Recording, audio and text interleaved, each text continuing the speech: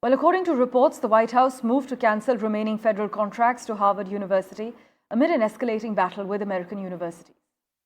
Harvard, as we have been covering, has already sued the Trump administration over halted funding and also a ban on enrolling international students.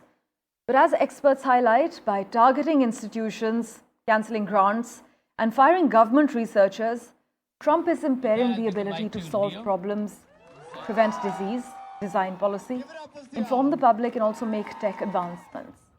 We have some reactions lined up for you from Harvard University. Listen in. The attack on Harvard and its international students is part of a deeper effort to defund and dismantle the academic world.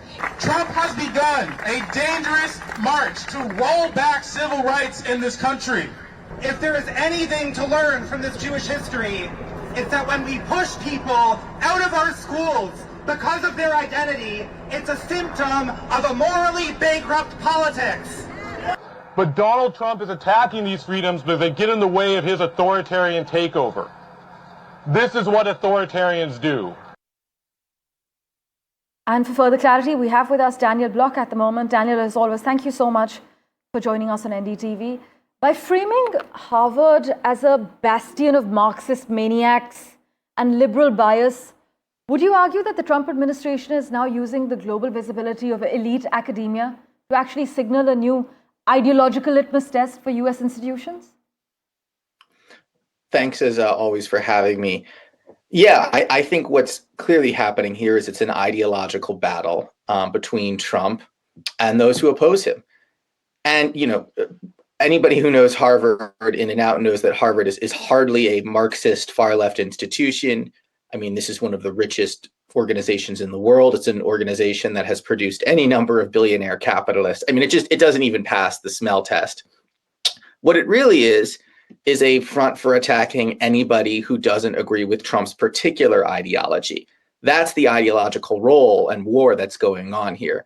I mean, as I think the last clip you showed said, it's part of the authoritarian project. Trump is trying to strangle off institutions that won't narrowly go along with his line. Daniel, the administration, though, claims that Harvard fails to align with national values. So from a foreign affairs standpoint, how does this inward-looking ideology actually affect America's global credibility as a defender of academic freedom and also liberal democratic values? I'd say there are three things that are going to happen here internationally. The first two related to what you said are poorly. It's obviously quite bad for the United States' reputation as a bastion and defender of academic freedom, because this is an outward attack on academic freedom, very plainly so. It also suggests, again, to what I was saying before, that the administration has a narrow ideological line it wants its universities to adhere to. And then I think more broadly than that, as many people know, one of the absolute pillars of American power in the world is its university system. The fact that the United States has an elite university system that people from all over the world want to come and study at. It helps bring talent into the United States. Plenty of people stay. They go on to be founders of some of the United States' most prestigious and successful companies. They go on to contribute in many other ways to US power and prestige around the world.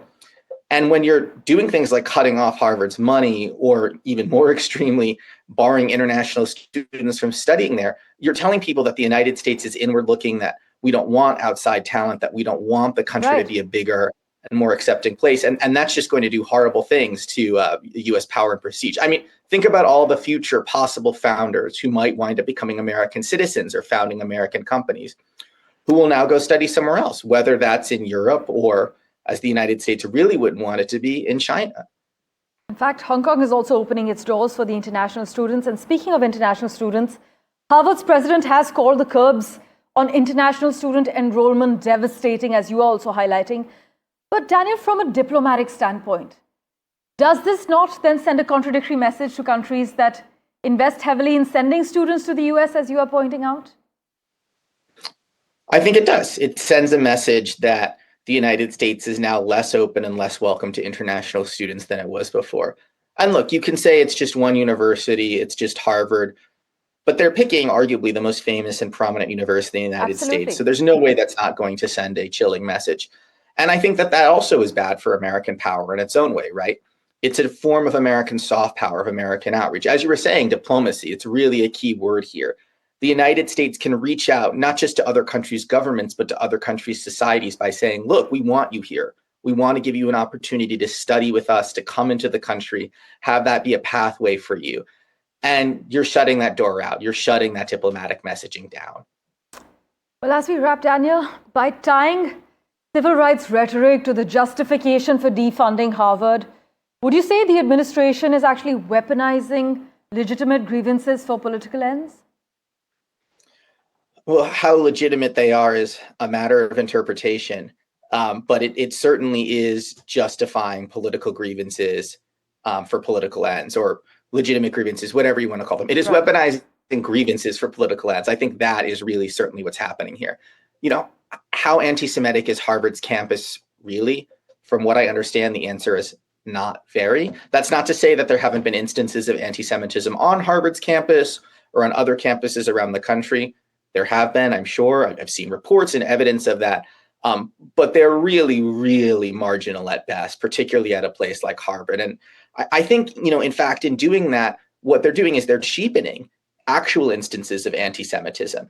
Because anti-Semitism is a problem in the United States. It's a problem in all sorts of parts of the world. But by using that as a front and a cover to launch this attack on academic freedom, they're cheapening it, and they're making it harder for people to take those accusations seriously.